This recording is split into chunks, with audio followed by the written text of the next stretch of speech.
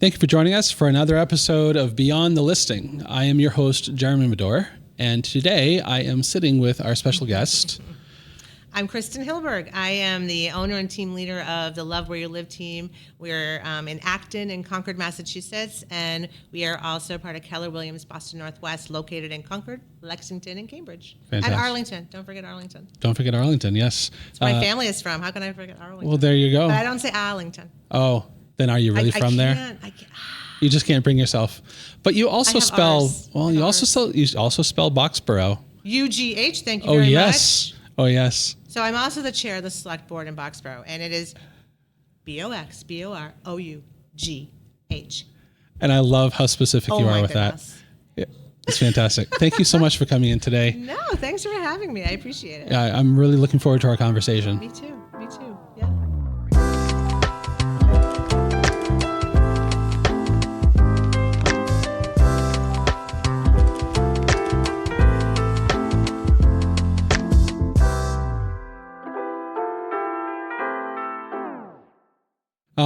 Yeah. I just wanted to go right into a conversation with you instead of starting out with a problem and circumstance. Sure. And the reason for that, in my mind, I gravitate towards a more natural approach to conversation anyhow. Mm-hmm. Unscripted is kind of how I try to live my life. Well, you told me nothing. I showed up with my water bottle. Yeah, exactly. I have no idea what we're going to talk about, and I hope that I bring something of value. I'm sure that you will, because we'll find out. As we were settling in, and Keith knows this just as well as I do. In fact, I think maybe more than I do. We really enjoy working with you because you are not full of pomp and circumstance. You are very, what you see is what you get. Yep. And you're definitely, hands down, one of the nicest Concord agents that we have worked with. Over the 11 years that we've been in business, it's very challenging working in different demographics. We work everything from like downtown Worcester, downtown Fitchburg, to Lexington, Concord. Like that is an enormous spread. And a lot of culture, lots of culture shifts, right? Yeah. And those culture shifts exist not just in the demographic living there, but also in the agents servicing that demographic. Sure. Right. And so you have agents that are from Concord or from the Concord area who really, eat, sleep, and breathe that culture. And then you have people that are downtown Fitchburg who eat, sleep, and breathe that culture. And it's appropriate. Very infrequently do those two agents work in the other's territory. Right. And so in between those two territories of sorts, you have kind of like those in-between cultures that kind of blend between those two areas. Right. And so we found that we kind of have to be a little bit of a chameleon ourselves when we walk into... Social chameleon. That's actually one of the things I love. Yeah. That social chameleon. Love the one you're with, baby. Yeah. Yeah. Yep, that's exactly it. So, and I think that a lot of what we embody here at Madore Photography is that we try to acclimate ourselves to whoever the homeowner or the realtor is, and try to kind of talk their talk or walk their walk a little bit while we're on site. Yeah. And that's a real hard thing to do, especially for people that maybe are not used to it, whether it be the realtor not being used to a photographer doing that, right, or the photographer not really being used to that kind of environment. Well, there's so many things swimming through my head right now, and I think that for a listing agent, having you guys come in and do photos of their listings, their personality is in their listing. Like I have people say, "Oh, I know that's a Love Where You Live listing. Mm-hmm. I know that, and I can look at listings and say, oh, before I even look at the agent, I'll bet you that is so-and-so's listing." So when you go into their house, you want to meet them where they're at. You do. And the other thing swimming through my head is, so my parents adopted me in their 40s. Okay. So they were born in 25 and 30. So I was raised a little differently than probably most people my age. How old were you when you were adopted? An infant. You were an infant. Yeah. Okay, right. There's 5 kids in my family and 4 of us were adopted. Yep. Very Catholic, and they would have taken more if there were more bedrooms, but we grew up in a 3-bedroom house. Oh, okay. I get it. That was when the Catholic Church would call and say, "Hey, we have a little white girl. Would you like her?" It's true. Adoption has changed do we have to dramatically. cut that? Was that...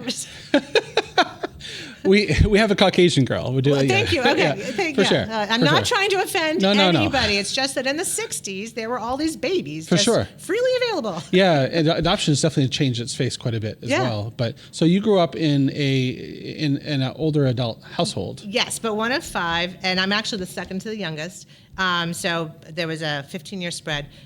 Grew up on a farm. Okay. And so a couple of things are going on. One is my parents had more Depression era. My father was a World War II vet. His father was World War I and World War II. He was named after his uncle who was killed in World War I. So I was raised by the greatest generation. Yeah. And it really is different. And I felt it growing up, but we were also very Catholic. Yeah. Raised pre-Vatican II, which meant fish every Friday. I understand. One of my favorite things to tell is on my mother's deathbed, she admitted that she hated fish. Yeah. And I hate fish, and she made me eat that fish every Friday.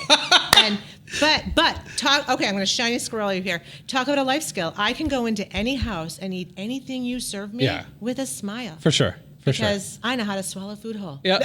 And not taste it. So anyway, all right. Getting back to your initial compliment about being nice. Couple things happened is that we were raised. Can I edit that? Yeah. Kind. Less nice, more kind. And it's not that you're not nice. It's that you understand the value of being nice, which is where kindness comes out, right? Okay. Like you're not nice for the sake of nice. No. You realize that the value from where I said, you realize the value of being nice is in fact how it impacts the other person, not the fact that it glosses over something for you. So you're segueing right into it. There is and please know I'm not super religious, but I was raised in a very Catholic pre-Vatican II family. There is a passage somewhere that basically says when you go out into the world, be a blessing to at least one person a day. Yeah. And I was raised that way. But I will also admit that I had a pretty dominant personality, and I was a mean girl when I was little. And maybe it was a rebellion against my parents.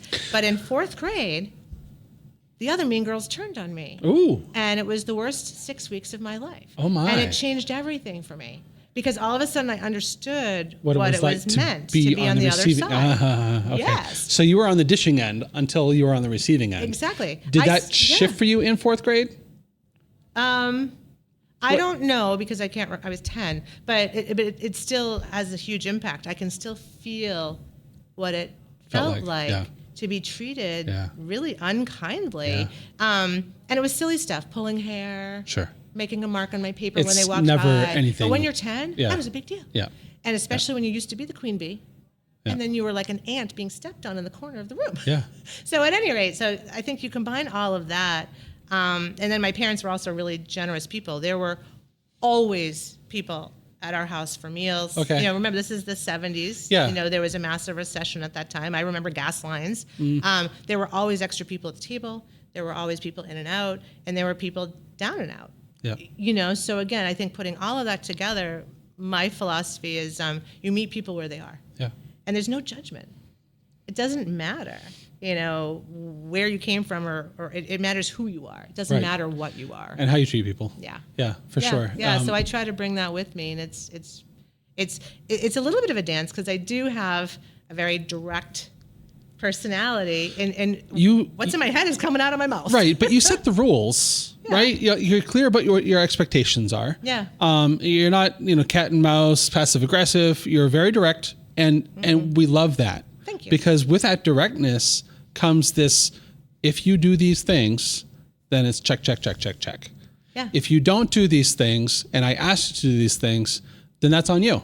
Yeah. Right. And then we need to do it again. Right. And so that's a learning experience, right? But the truth of the matter is, because of how forthcoming you are with what you expect from us, and of course, just because we have been working together so long. I was going to say, I think I was one of your first clients, wasn't I? Or no, not by any stretch. Oh, no, I thought not at all. Well, geez, Sorry, Kristen. I would say that you became our largest Concord area client first. Okay. And then I did my best to spread the word. Yeah, for sure. And we did, and we've grown dramatically since you and I started working together. But we had already been in business close to 3 years when you and I. Well, I just know you used to come do our photo shoots. Yes, and then I got too busy. Sorry. That's but okay. We have Keith, That's we have all Keith, right. we have Dylan. I we love Crystal. all your photographers. Oh my gosh, I love everybody. Thank you. So the goal from the beginning, as soon as I started seeing significant growth for Madore Photography, the growth was never to grow based off of pricing. It was to grow based off of relationships. Yeah. And so I think that we really sent that ball up the field pretty well. You did. With how things have kind of fallen into place for us through through a combination of preparedness and, being fortunate. Yeah. The market has definitely had its way with us for sure. With all of us. Yeah, with all of us, right? Yeah. Oh, I have some charts to show you, because the thing about it is like our listing timeline is obviously very different from yours, right? Right. All we're there for is day one. Yeah. That's it. Yep. Right. And so when Unless people, I'm begging you to, could you Photoshop this for me? oh, for sure. What I mean for like for appointment setting, it's literally just day one. It's like on listing day, on photo day, and that is it. We're not there for the 60 or 45, 60, whoever 90 days on market, right? Like you guys are. So our listing timeline is very short, right? But it's intense. Right? Yeah. And so we have to really be back to the whole blending thing. We have to really be flexible with who we're working with on site to ensure that we're always embodying not just our own values, but sidecarring onto theirs. Yeah. Yours is a very easy to sidecar onto because I feel that there's a lot of similarities or parallels between our value basis. Oh, no, I'm thrilled that we're having this conversation because we've never been able to talk this way. Because again, it's like, okay, you have an hour and a half. Let's go. And I follow you around and talk, ask Keith. Make me stand in the kitchen if I'm talking too much. But no, I think we have a similar growth pattern, my business and your business, and mutual respect. And exactly, we share a philosophy. Yeah. And it's important, right? And I think so. Ashley was our first host, our first guest rather, on here, and I've known Ashley since she was 13 or 14. That's fantastic. Yeah, that's a awesome. good amount of time. Good person. Very good person. Yeah, very good human being. Kind. You know, she definitely embodies those values as well. Yep. But one of the things that made me really chuckle and kind of not so much like laugh, chuckle, but more like the irony of it all. Was how she talked about how she sets guardrails from day one, where she's like, I'm not available on these times or these days, period. I'm not going to pick up the phone at 9 o'clock at night. I pick my leg up and I put my leg over that guardrail a lot. Yeah, that's fair, right? But we all manage our own businesses very differently, right? Yeah. I went on vacation last week with my wife and family, and I have to say the first few days of vacation was very rough because we had some challenges on the back end that I did get involved in because there was either some challenges that required me or that there was a lack of coverage as a result of just how busy we were early last week, et cetera. Mondays and Tuesdays are always very, very challenging for us as far as the total volume is concerned. That's why we try to book you like a month ahead. Right. Yeah. So long and short of it, though, is that, the guardrails that we put in place are obviously, are only as enforceable as we're willing to do.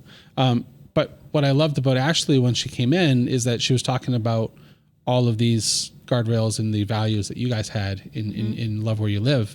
And I know that those are an extension of you. They're not necessarily like Ashley's own personal boundaries. They're shared value. I'm sure there's some shared values. I think we built them together. There you go. We've just been together for such a long time. Wonderful. I mean, yeah. I've never thought of it this way. So this is a really interesting conversation because it's helping me reflect. Good.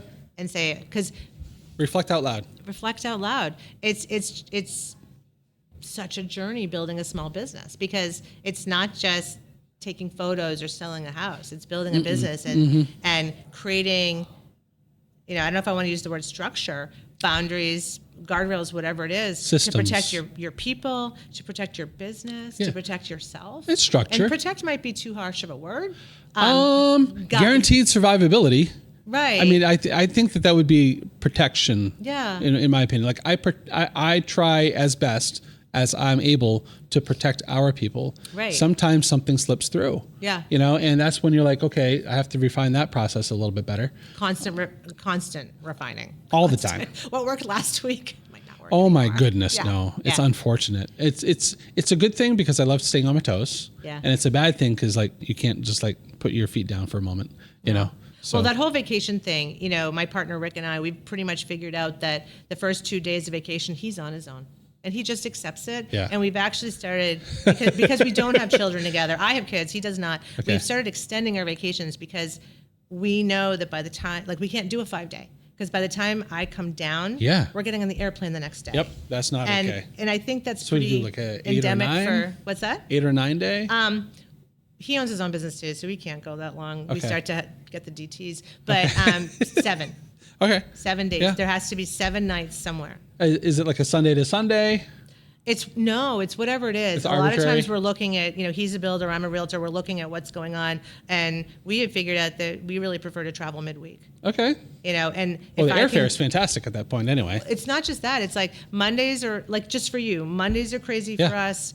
Fridays tend to be crazy. So it's like, all right, if we go in the middle of it and we're preparing for it, You only miss one string of crazy. right? Instead you of just miss one bookended. crazy. Yeah, Okay, exactly. that makes sense. That makes sense. But managing all of that and is hard. Yeah. Yeah. There's a lot of people use the word balance, and Lorna Van Horn at my office has a different word for it. It's not balance. It's complementing. You're constantly trying to create a complement between your personal life and your business life. It's a and your yin clients' yang. lives. It's a yin yang. It's not necessarily balance per se. It's more like how do they cooperate? Right. Right. It's a constant cooperation. And And in your head, I'm sure for you, do you ever stop thinking about this? no, Right. It's always no. I did for probably 2 days last week. I literally so we use we use an my internal grandson would say. we use an internal group communication utility called Slack. It's Okay. kind of like Microsoft Teams. My team is trying to get us to use Slack. Tell me more. Keep going. I think it's fantastic. Yeah. I think it's absolutely phenomenal. If you enjoy being in the loop on everything. So I had a BlackBerry until I couldn't have one anymore. I hate new technology. Okay. Like I was the last human in Massachusetts to have a BlackBerry. So Slack is just like, oh Right. my gosh. But But do you text much? constantly. Okay, if you're texting constantly, Yeah. and a lot of those texts are received or sent to Ashley, Ian, anyone else on your team, Yeah. right? If they're coming to and from those individuals frequently, Yeah. you've got to be on Slack. You have to be on Slack. Okay. All right. Because So you want to know who's pushing us is our 18-year-old new hire. That would Is be saying, it. why aren't we using Slack? why aren't you? I'm afraid of No. Slack. Okay, that's fair. That's fair. You know what? Fear of embracing change, I totally understand, and I don't sympathize with it, but I can understand You it. empathize. Well, and it's not that I'm afraid of it. It's like, when am I going to have time to figure that out? Really? I Sure. know how to do this. I get it. If this, it ain't broke, don't fix it. Right. Yeah. But yeah. but it is broken. So all right, get back to your story Yeah. though. We've gone off track. You actually unplugged for 2 days. Yeah, so I actually muted Slack. I literally went into the notifications and I said, turn off all notifications. So And I as a just- control freak, could you go Right. back and look at them later? Like if they said, haha, he's out, the mice are playing, would you be able to see that? Well, first of all, nobody does that. Well, you I mean, don't know. they probably say it in the office, but you know, I don't They care. would never put it in words. But genuinely though, no, I'm not actually a control freak. See, I kind of am. I've systematically come down from that Yeah. pedestal. You'll have to teach me how to do that. It took a lot of trust in the right people, Mm-hmm. you know, and I know that outside looking in, Yeah. I think that you already have the right people for what it's worth. I do too. I do too. Yeah. And really what it comes down to is just being at peace with that. Even if something didn't get solved the way Kristen Hilberg would have solved it, Yeah. it still got solved. That's something And being I'm okay working with on. that fact. That's something I'm working on. And I'm working on it too, believe me, because a lot of the stuff that I would normally just be like, "Psh," I just spew it out.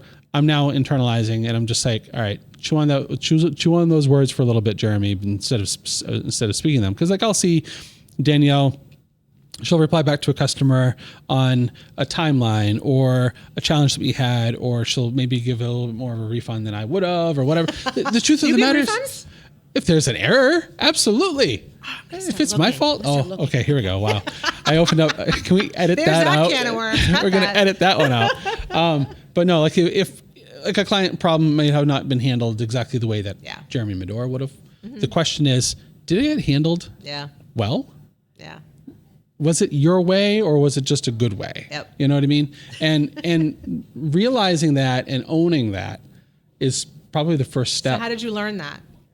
Like where did that come from? Because I'm kind of grappling with having to change my leadership style. Yep. So how did you? When the stress and anxiety got to be so bad that I had to look at what it is that I was being anxious about and being stressed about. If I was being stressed about all this little bean counting, Yeah. that was just sending me over the edge, and I wasn't doing my best work. My best work is not when I'm micromanaging a honestly, indiscernible outcome process. Right. Like if the outcomes are so bloody the same, Right. Right. If they're so near the same outcome, did it get solved? Yes or no? Right. Is the customer happy? Yes or no? Right. That's the outcome that you're looking for. Right. And so what we have to learn as business owners is that so long as the outcome is even remotely close to what you would have done, it got done. All right. I want to go back to the word micromanaging, because that is something that my team and I stress over. I micromanage, and I'm like, no. I'm editing. I'm collaborating. You can give it whatever name you want. You can give it whatever name you want to make it more palatable. But in the end, you're wasting. See my fingers tapping? I'm like, Kristen, in the end, you're wasting your time. Okay. You're wasting your time. Fair enough. And what is your time worth? I don't know. I think about $5 right now. No, absolutely not. Absolutely not. Your time is any business owner's time is worth the combined salary and profit that they derive divided by, yes, I'm going to say it, 40 hours a week. Oh God, I wish. And I know, right? That's exactly it, right? So when you get to the point where it's truly 40 hours a week, then you can like bask in that glory. Yeah. But the truth of the matter is, up until that point, you have to really hammer home, like anything more than I do, if I do anything more than 40 hours a week on this, and I'm starting to like bean count my own time, think about this. If I spend 5 hours a week micromanaging, that's 5 hours a week that you completely lost money. To do something You else. made nothing. Or to spend time with my grandchildren, or to take a walk. What's the balance of it, right? How does it complement, right? And so you get the whole work-life complementation, right? Contrasting, whatever you want to call it, cooperation. Every minute that you spend micromanaging something versus allowing the natural progress to occur and potentially even help the person who's going to do the decision on their own become more secure in themselves. Think about that. That's key right there, because that's very the key. Feedback I've gotten is that when I micromanage, I am making that person feel badly about the work that they produce. Yes. And what I've expressed is that has never been my intent. No. But I'm not going to tell you you're not feeling that way. Correct. And so you try to take those baby steps. Yep. So I don't know if you've ever seen an Alexa Stewart, that's Martha Stewart's daughter, be interviewed. She and I had the same life. Okay. She was. You have to tell me that Martha was a hover mom. Oh yeah, okay. Alexis. But when I listen to, so I've always been a Martha Stewart fan, love her, because I was raised in a really similar way, to the way she ran her household. I grew up on a farm, so with executive parents living on a farm, so it's like very parallel universe. Yeah. But Alexis Stewart would talk about how if she cleaned her room and her mother didn't like it, she would have to do it again and again, or if she made a bed and it wasn't right, she would do it again and again, and that is how I was raised. Which is fine for the Marines. But you know what? We accepted it because it's what you know. When you're a kid, it's what you know, right? You're speaking my language. You can't get that out of you, because to me, you do it again and again and again until it's right. And I do that myself. Right. But so you doing I can't it for put that on other people. Bingo. Yeah. You doing it for yourself is a standard that you can hold and expect from you. Yeah. But if you try to expect that standard from others without them having all that precursor that you had, that's just unreasonable. It's hard though, as the person because it's so inside me. It's not done till it's done right. And the crazy thing is I didn't do that to my kids. Okay. But I do it to my staff and my team. Okay. So, it could be a professional designation maybe? Yeah, perhaps. Yeah, it's really interesting though. So, but it's again, my parents didn't do it to be cruel. It's because they believed in, my father was in the Navy. You do it right till it's done right. Yep. And that's how he was raised. He was Swedish. The Swedes are not known for their kindness and their patience. No, their exactness. Sorry, Swedes out there. I'm just going to offend pretty much everybody. Just make a list, make a tally, send me an email.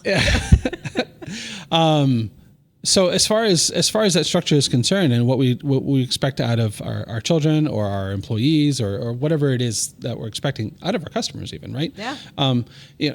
First of all, are we communicating it clearly? Right. What are the expectations? Right. If the goals or the expectations are set forth and easily understood by the people that are around us or under our employment or whatever it might be for a dynamic. Yeah. And then they fail to meet that clearly defined goal, that's a whole other story. Yeah. But if they fail to meet that clearly defined goal and then you take over so that they can't learn and fix, that's where the shortfall is. No, yeah, where have you been all my life? We should have been having this. This is like therapy. It is. Actually, this is why I started this. I started this because I just missed the conversations with realtors because, not working in the road, not working on the listing environment actually kept me from having honest heart-to-hearts. Yeah. Because what would happen is when I would be in a listing, I would engage in, I'd say... I remember following you around One Cobb Lane, and we just had a grand old time. For sure. And it was just always a fantastic conversation with whoever it was that I was with, so long as that individual was also conversational. Yeah. There were some realtors that are just like, they just wanted to be in and out. Fine. Yeah. Here's the key. Bye now. You read the room, right? But whenever I would get involved in a conversation with even Ashley or whoever else, really, it was always a really heartwarming, depth, full of depth, or at least I thought depth at the time, conversation. And now that I'm sitting across the table from some of our guests, I'm realizing I was only skimming the surface. And that's the beauty of this kind of format. Yeah, because I think that you can only know so much about somebody else and what's in their head and what's going on in their lives and all that. There's some statistic out there. No matter how well you know someone, you don't know more than 10%. It's probably less than that, to be honest. And then just to follow that up, because I talk fast and there's a lot in my head that I'm getting out. Yeah. People only hear 10% of what you're saying. Sure. So that's been something that for somebody that talks a lot, you have to really process that. If I talk so much that you've either tuned it out or you can't absorb it, it's not good for either one of us, because I have expectations. I told you all that. What do you mean? Correct. And then the person saying, well, you told me 9,000 things, and I remembered 1,000 of them, so I thought I was doing pretty good. So this is where Slack... we're back to Slack. This is where Slack really comes full circle, because the best thing about Slack that we've employed, and there are other apps that do the same thing. Microsoft Teams would be the same thing. Yeah. You could even reduce it down to like a Google Chat, for crying out loud, if you wanted to. But the truth of the matter is the awesome advantage of Slack is that you can separate all these different channels so that you can have a channel specific to a specific conversation, right? So you can set up a channel for just 123 Main Street. Right. And that in your industry, that's probably the beauty of it right there, is that you can now catalog the houses that you're talking about, and you can dive into that listing number or the MLS number, however you want to compartmentalize it, and then put a note there, fire inspection this day or whatever. And then at that point, there's a unified source where everything's exchanged in one app, instead of having to go to whether it be Google Sheets or... Oh my gosh! Did I just hit it on the head? Was that an email or a text? Or exactly. Did I talk to them about that? So I talked about that. A centralized communication source is super imperative for the effectiveness of a team environment.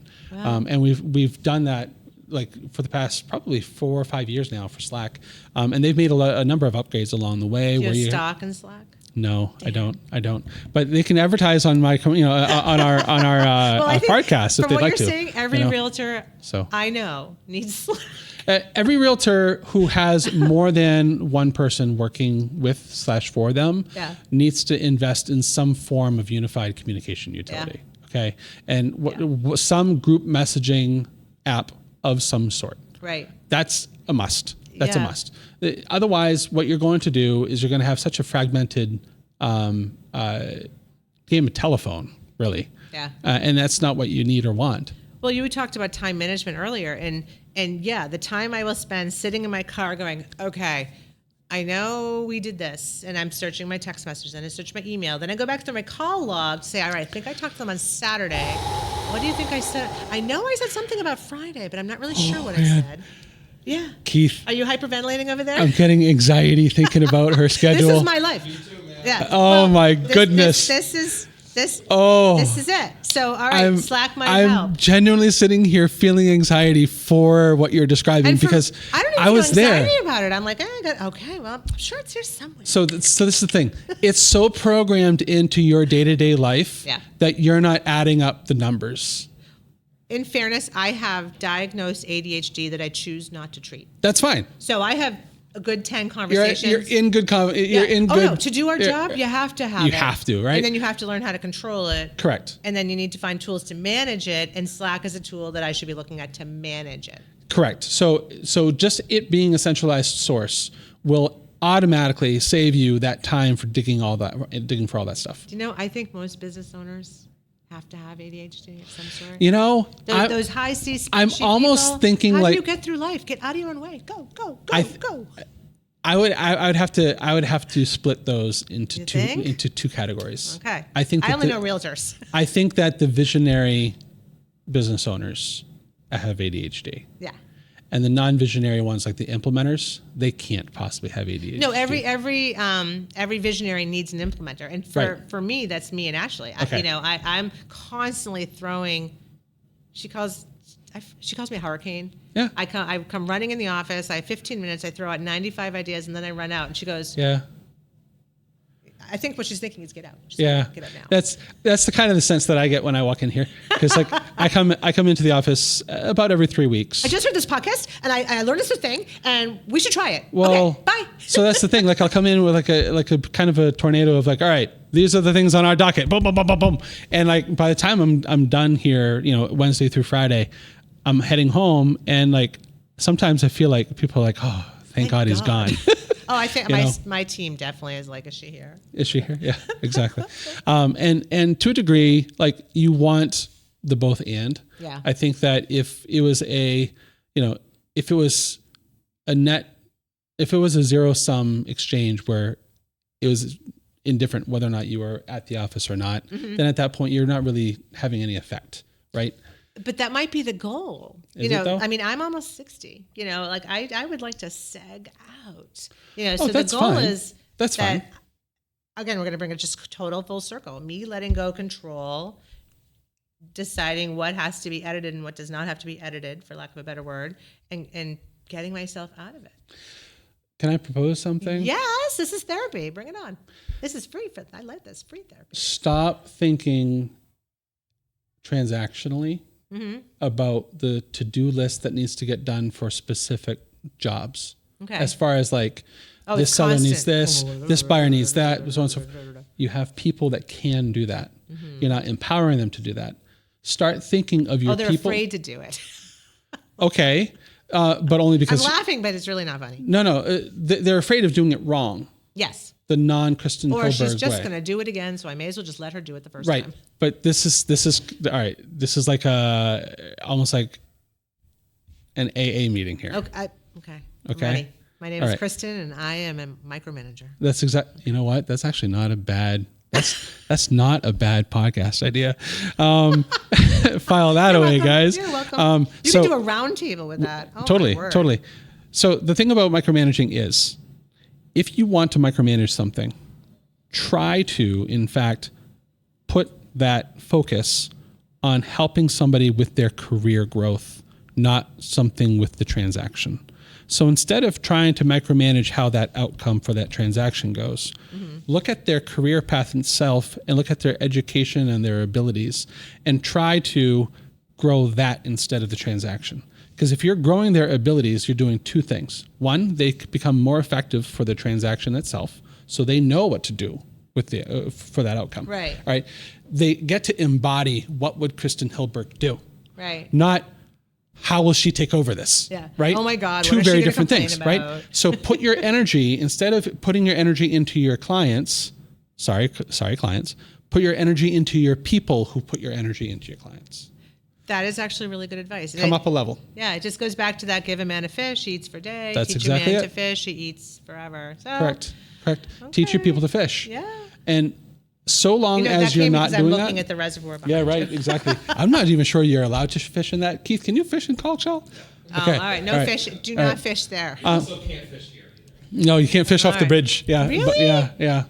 So strictly speaking. Would you turn people in if they did fish? Oh, we don't say anything. Okay, yeah. But because if someone wants a fish, the literal man upstairs, no, that's where the landlord lives. Okay. He has a wonderful panoramic view, and he'll shut it down. Okay. Because strictly technically speaking, this building owns the waterfall. Oh. They don't obviously own the water, but they Right. own the rights to the land. Gotcha. And so any fishing that occurs, he's allowed to kick him off because it's trespassing technically. So All right. anyway. All right. Back to the man and fish. Wow, ADHD is alive and well today. Yeah, it's a journey. It is a journey. path. Hey, but we get there. Yeah, we get there. We do. empower your people by trusting them to, even if they don't do the job right, still have the professional mentality to correct the job that they didn't do right. Let them make mistakes. My oldest daughter. Do you hear the deep breath? I do. My oldest daughter. How old is she now? She's 17. She just got her license. Oh my gosh. Like last week. Literally. Okay. I won't tell you what happened the first week I got my license. Okay, fair enough. Shh, I don't need to hear. No, la la la la. Zip it. So long and short of it is, over the school year, she was, she kept going over her best friend's house and stuff. You know what? I want them to enjoy that kind of stuff. Great. Finally, one day I'm like, hey, I need you to do your room before you go over to Jordan's. I really need that room clean before you're gone. And she didn't. And so the morning that she was going to go to Jordan's, I said, you can put your bag away. You're not going to Jordan's. And she was like, oh man, it was a meltdown from heck that morning. 16-year-old right? meltdown is not pretty. No, not at all. And so long and short of it is, it only took once. Yeah. I was after her and after her and after her to clean that room for years. Okay. I want to go. That one morning, Yeah. fixed the problem completely because I was willing to let her fail. Yeah. I let her fail. Yeah. And I held the standard, right? Yep. I clearly communicated my expectation and then I held the standard in place. That's the goal. That's the key. Okay. If you don't clearly communicate your expectation or you're flexible on your standard and you're not ready for your punishment of sorts, quote unquote, right? And that punishment might be, hey, listen, guy, you blew it. You're not going to get your bonus, right? Or you're not going to get that commission that we promised. You have to codify it into the actual, right? The risk, the reward. The risk, the reward, exactly. Yeah. Because you're taking mostly all of the risk for your entire team. It is so much responsibility. It is a lot of responsibility. I want to make sure everyone gets a paycheck. Yeah. Good. Yeah. They need to make sure that everybody gets a paycheck. I never thought of it that way. Because I always take it, it's always my responsibility, but you're right. It's at the end of the day, responsibility. It's a shared responsibility. Everybody who's under the employment, especially for small business, everybody who's under the employment of a general umbrella like that, all needs to embody the same values that get everybody to the goal that everybody desires, which is success. Wednesday, Thursday payday. Yeah. Like whenever that check gets cut, that lifeblood is what everybody needs to be aware of and responsible for. Okay, so first of all, about your daughter, I have to laugh because when I was her age, again, remember who my parents were, I had the same directive and I ignored it and got away with it for quite a while. And I was like, really? Now my mother was the you thought you were getting away with it and then you weren't. So I got home the silent one day, punishments. I got home one day and every single possession of mine was in a mountain in the middle of the room. Oh, we've done that. You have? We've done that. I cried. I think you broke my glass. Oh, okay. Well, because literally my mom just went, woof. Oh, well, I guess maybe we were too gentle because we do that. Really? Oh yeah. Now I have friends who do the old whatever you don't pick up and putting up in a trash bag and putting in the garage, and I always was like, but you bought all that stuff that you're now throwing away. Does that make any sense? I have absolutely no care in the world of throwing stuff that we've bought. I have no care in the world. Oh. And it's not because to me it's meaningless. Right. It's that the point at the end of the day is take care of your possessions. Right. If you don't care for your possessions, do you even want them to begin with? Okay, fair, good. Okay, well that was again something that was instilled in us too. Okay, now flash forward to what you were just talking about how all of our end goal is a paycheck, and I actually was the person that said that first. What I'm grappling with right now is the pay that I receive is not why I do my job. I want to solve people's problems and I want to make their lives better, and I'm wicked competitive. Fair. I want to beat everybody. Yep. I want a higher sales percentage, a faster sale, an easier sale. I want that. So let me go edit. ahead, jump in. Let me edit. It's not all about the paycheck. Right. I don't believe that it's all about the paycheck. Right. I'm summing it up in the paycheck to understand like the nuts and bolts. The paycheck's how we quantify it. Correct. Yeah. The nuts and bolts of the operation allow us to do X, Y, Z, right? Right. And the X, Y, Z is what we need to support. And if that's the paycheck, if that's the culture, if that's the progress, if that's the vision, if that's the goal, whatever it is, right? Right. But what you're talking about is, I'll let you continue.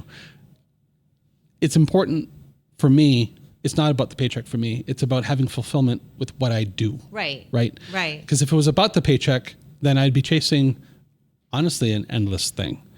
In a weird way. And it'll never really make you happy. It will never make you happy. However, Right. if I'm chasing the fulfillment in what I do and how I do it, and the how well the team thrives, and the success of people's moods and attitudes, and whether or not they want to come to work, those are all metrics of sorts of how well we're doing as a business, Right. and how well I'm doing as a leader and as a business owner, right? Absolutely. So Yeah. sorry. So all right. So where I'm going with that is as a leader being cognizant of it and figuring out what else makes the team happy. Mm-hmm.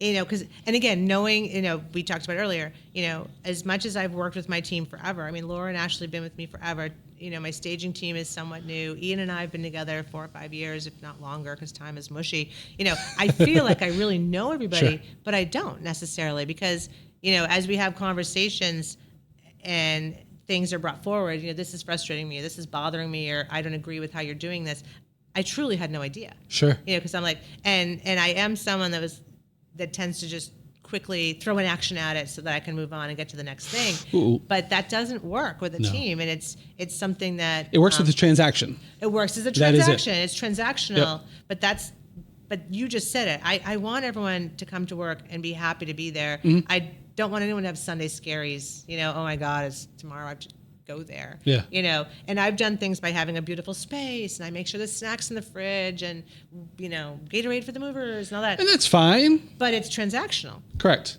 Those are all symptoms, or they're solutions for symptoms. Right. But really understanding what, you know, okay, what will make you feel fulfilled in your job, you know, or in your position or whatever you're doing, you know, is really hard to get to, because not everybody knows. is a boss that believes in you.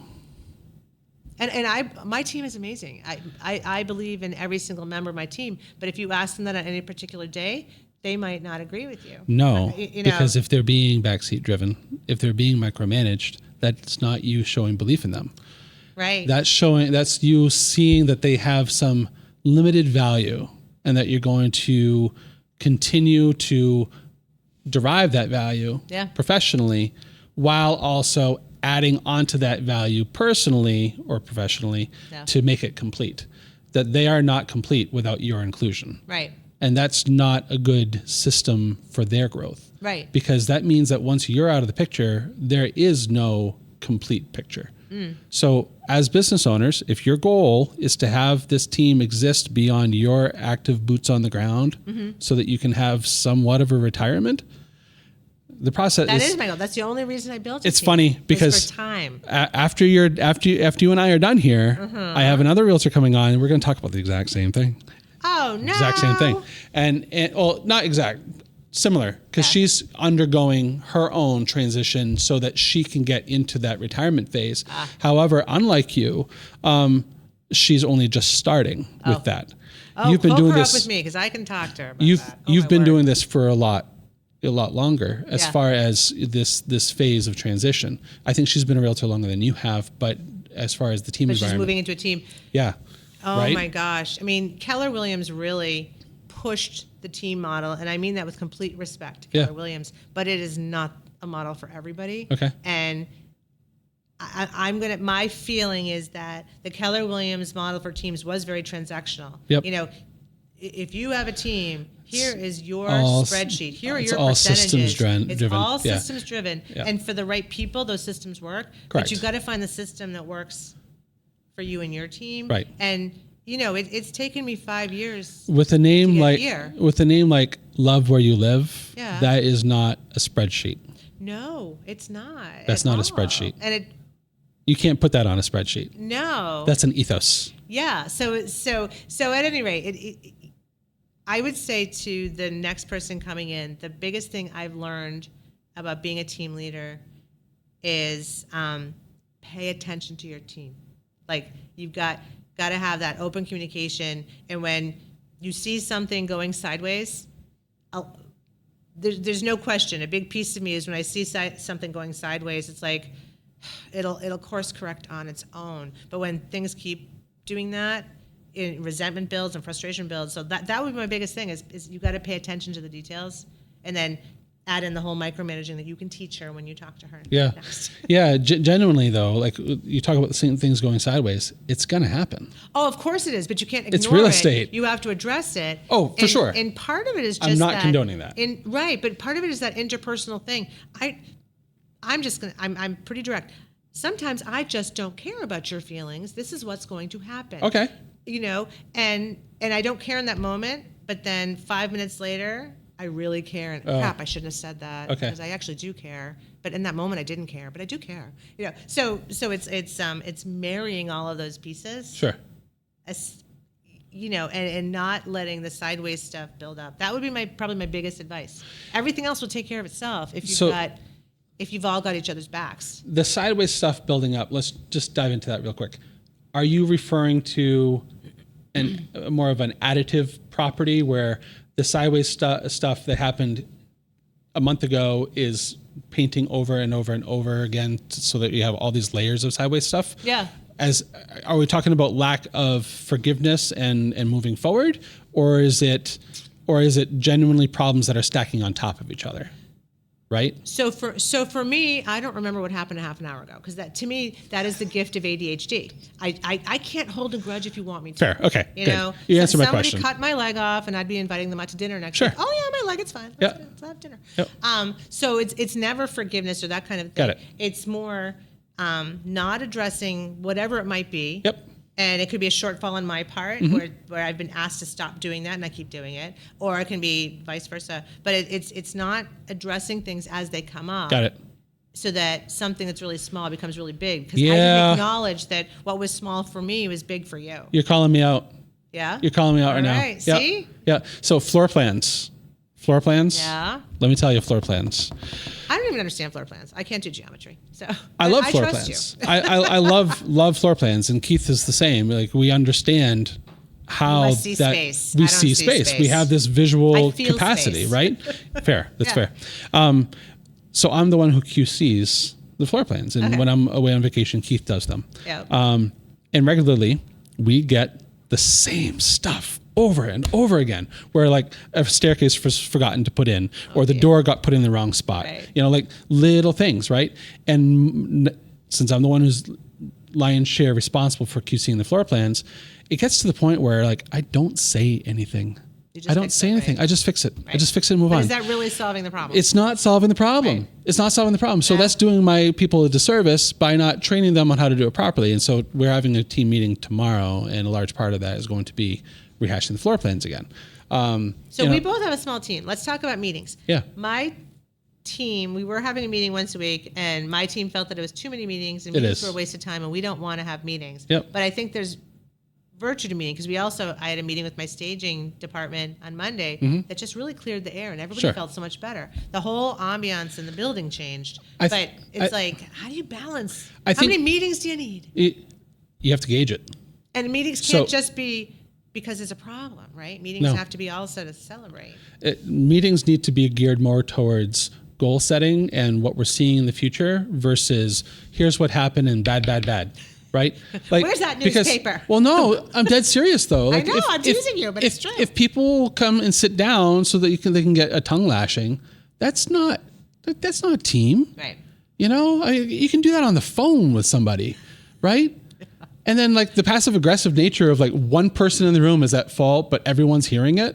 Like that's just not okay. Yeah. It's not okay. Right. Now, in a situation like floor plans, we have 8 people on the road. Yeah. I'd say 3 of them are experts at floor plan, masters at floor plans. Right. Well, the other if anybody 5 is the one who does mine, it's because I'm following them and I'm talking while they're trying to do their floor plan. But that happens though, right? And so there's also techniques that we try to engage in with our photographers on how to handle that.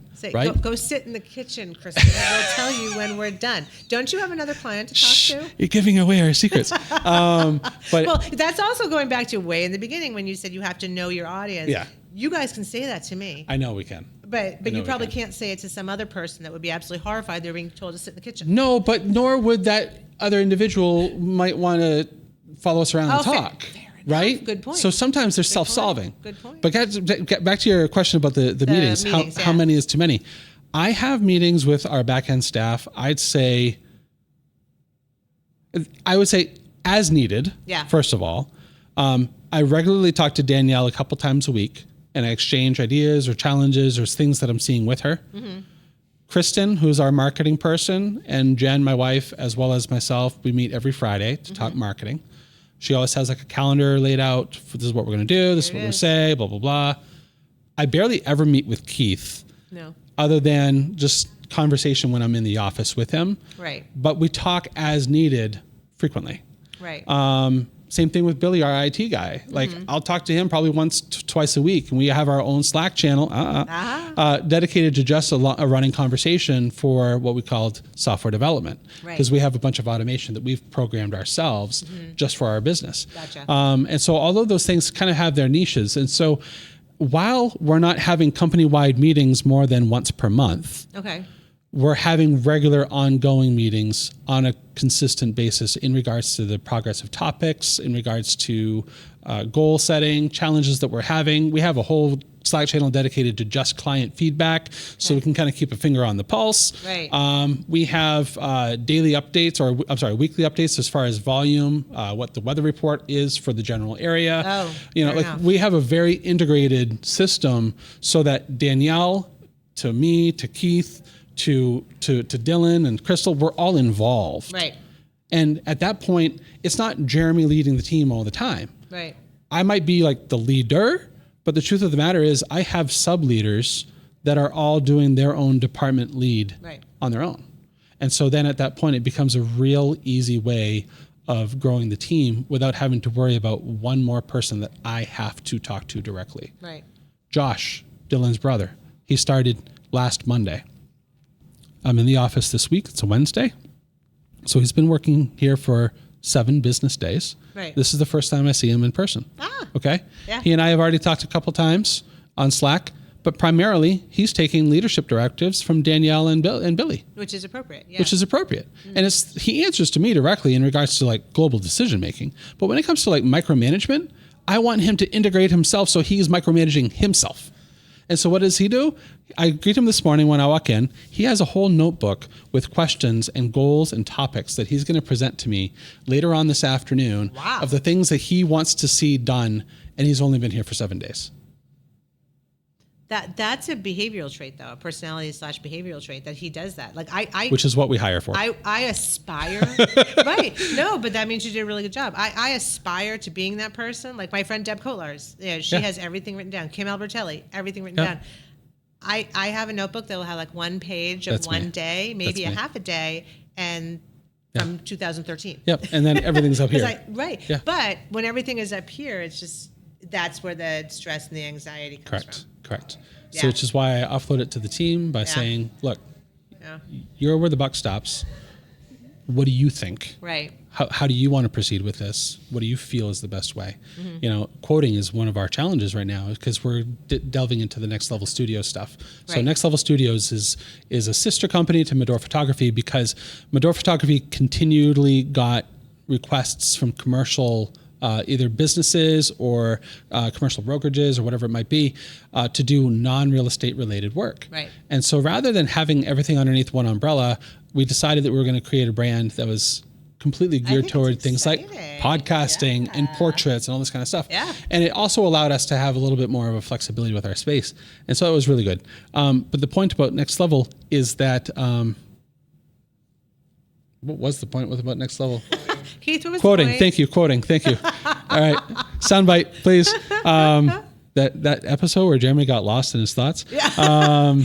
The one where? Exactly. Like in Friends. The one where Joey you got a it. sandwich. Yeah. Hey, we can talk offline about that. But quoting is a challenge because you're billing for hours versus like a defined product. Right. Because a lot of it is really open-ended stuff. Yeah. And so one of the challenges that we are having right now is figuring out what our cost basis is on a lot of these things so that we know how to mark it up properly so that it's got a good profit margin, et cetera, because it's a product. Yeah. Our time is in fact our product.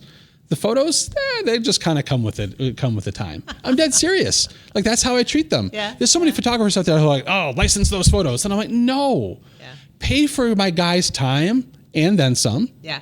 And be our customer next week. Right. You know, like that's the relationship that I want with people. Right. I don't want to micromanage who's using our photos, when, where, how, and why, and then get royalties off them. No, enough of that BS. So, but do you ever get annoyed if you do see your photos? So there are a couple of realtors right now using all of my stuff that you did for me, that Ashley then, and I shared it at one point for one listing, and now they're using it for many listings. You're talking about like area amenity photos and stuff like that? No, actually new construction work. Not okay. I don't think so either. Not okay at all. And it's like, fine, I gave it to you once as a favor, but I'm really uncomfortable at every time I see your work, it's my work. Yeah, that's not okay. You know what bothers me about Feel free that? to give us some addresses. We can send out a DMCA takedown notice. No, I'm not going to be that unfriendly. Just letting you know. Remember you said I'm kind? I am kind, and I want to be kind to these agents who clearly don't have the resources to do it themselves. Do they, though? Or do they just not want to pay for it? That's... I don't know. My guess, that would be the case where I would go. Because I like these people as people, but I was like, geez, could you call me to say, hey, I'm going to use it again. Is that okay? Sure. Hey, but it just became their stock photo at that point. Yeah. So we have those challenges actually quite frequently for new construction, especially new construction realtors. Well, builders think it belongs to them. Yep. Because builders are like, well, I paid you a commission and you did this, so it is mine. I had a builder go so far as to send me a letter from their attorney demanding I turn everything over. Fun. Which I didn't, because I'm not going to be bullied either. Wow. You know, that's ugly. Didn't need to be ugly. I'm sorry. Yeah, but so you see that in new construction. Yeah, we see that in new construction where we'll photograph a model home and it'll get used for 180 homes. Right. You know, and we only saw that paycheck once. Right. You know, and that bums me out, which is why when we know we're photographing something that is a model home, we charge a commercial rate instead, which is essentially, what a good idea. Which is just essentially about 2.5 times what our normal rate is, which is really a drop in the bucket, really. Right. I mean, especially if you're using one model to sell 10 homes, you know? Right. And we've even done that with you and Ashley where, you know, like Balsam, I think, Balsam Woods. Oh yeah, Balsam Circle in Westford. We had photographed a few of the model homes for you and we had done an upcharge so that it was going to pay us for the ones that we didn't photograph. Absolutely fair. And that goes into the builder's portfolio, so he's going to be using them. Correct. So, and then we'll work with stagers who will hire us to, whether it be an interior designer or a stager or whatever, and we'll come in and we'll photograph, you know, their work. And it's not used for an MLS listing, so it doesn't expire. So we charge a commercial rate for that. That makes sense. So those are simple things because you know how many hours are invested into it. Right. What gets really, really skittish at that point, though, is that when we're talking about video, okay? And I'm not talking about podcast format because this is usually just about an hour. Yeah. So we can quantify that. It's talking about going out to a business, having an interview with them, developing a script for them, having a bunch of videos edited, because it's not usually just one video. Right. It's usually like 5 or 6 different videos so that they have some stuff to put up on social media or whatever, that kind of thing. Right. And so then it gets to be a little bit large to quote. And so empowering our team to quote it without my involvement, that's our next big step. Right. From a system standpoint, it's not just like, oh, how many hours do you think you're going to do? 5. Great. Right. How many videos are you going to think you're going to do? 6. Well, you can probably spit out some numbers. Yep. But then you have to say, what is it worth? Not just from a cost basis, but what would another company like ourselves be charging for that and why? Right. And then you have to figure out things like your overheads that you didn't really maybe have before. We didn't have. We paid $2,500 a month to just be here. Oh, you'd vomit if I told you what I pay in Concord. No doubt. I'm not. This is not a measurement thing. It's just that prior to this, we were at a second floor walk up in air down by the train station. Right. We couldn't do this kind of thing because we'd have have all this rumbling and the whistling and all that kind of stuff. Yeah. For $900 a month, and so for us that was a big jump to go from $900 to $2,500, right? Yeah. And so all those kinds of things factor into those quotings and stuff. And it's just really hard sometimes to empower your team and support your team in everything. Sometimes you do need to get involved. But the question is, how well will that person operate without your involvement? Mm-hmm. Measure that. If it's 85 to 90%, 2 thumbs up. It's good. Well, you know what, and that's what we say to buyers looking at houses. You're probably going to get 85% of what you want. You know, if we can get you 100%, we will all do a happy dance. But it's probably going to be 80 to 85. Be prepared to make concessions. So what concessions are you willing? Yep. What's your negotiables? Right. Give us your nons. Yeah. And then give us your negotiables, because having that 2-part list, you have to do that same thing for yourself. Right. Well, and we also have to acknowledge that list is going to evolve. Because what I Oh, yeah. think on Monday might not be what I think on Friday. It's true. Not true. just because of my personality, but like, you know, again, for a client, after we've looked at five, you know, you're coming from the Midwest. You've never lived in New England before. You know the Midwest and what houses are like. Right. Now you're here. I'm going to show you 5 or 6 houses. Your list is going to change. Oh, for sure, Yeah. for sure. So there's that evolution. However, when it comes to business management and employees, that should That's be a different. fairly unchanging one. Yeah. What you might have for values today might shift a little bit within a year to 2 years, right? As new information comes available. But your Yeah. values today should not Well, switch next week. And again, so I'm super, super fortunate to be in an elite group of agents that goes down to Austin 4 Yeah. times a year to meet with Gary Keller. Yeah. And he has us doing that all the time. What Good. are your short-term goals, your 3, your Yeah. 5, your Yeah. 10, you know, and just acknowledging, like if you go, again, if I were to write it down like I'm supposed to, if you look back, where are you? You need a scribe. You need someone just to sit next to me. That's it. No, AI, actually. I am a huge fan of Otter. I love Otter. Okay. Yeah. Just So to say. you just finished telling me a moment ago that you don't embrace new stuff. It sounds like you actually can and do. When I'm highly motivated to do so, yes. Okay. All right, yes. all right. Well, no, because I love AI. I have to tell you, I am so into AI. Okay. Like, I don't Google anything now. I chat GPT it all. You know what Josh is doing for us? No, what is he doing? AI. Literally. Like I hired him almost for the sole purpose of taking our automation further by utilizing AI. It's incredible, you know, and I use it for everything. You know, I'm out in the garden and my plants. I'm a huge gardener because I grew up on a farm, and I'll take a picture of something and I'll put into Chat GPT. Sure. What is this? What's going on? Yeah, Yeah. What is it? Is this a weed or Sure. And then when it says no, this is a blah blah blah. Okay, what am I going to do with it? Is Yeah. it going to flower? You know, Yeah. I love Yeah. it's awesome. Versus Google, which is going to give me 5 websites. No, but this goes back to the high D. You know, meaning driven, dominant. Just tell me what I need to know. And ChatGPT tells me, It gets AI there. tells me what I need to know. Yeah. Google says, well, it could be Sure. these 9,000. It opens up Pandora's 532 box. things. No, I don't Yeah. want 9,000 things. Yep. Just tell me what I need Yep. to know. So I can move on. I understand. What is that goddamn bug? Is it a good bug or a bad bug? Thank you. Yeah. I love it. I love the contrast between your previous comment and what you just went through. It's gold. It's gold. But it's also human, isn't it? It is. It is. Kristen, this is great. This has been great. I'm glad I've learned a lot. This has been a really great experience. You're very welcome, and thank you for being here. Anytime. I never expected almost half of this to come out of your mouth. So I'm all right, so then. So we're getting to know each other better. we really are. Now, if you ever do that round table, can I be at the round table? Absolutely. So excited. I'll put that on my list. I genuinely will. I think that Micromanagers Anonymous, is that MMA? Yeah, MA, yeah. Well, again, thank All you right. very much for having me. You're welcome. You're welcome.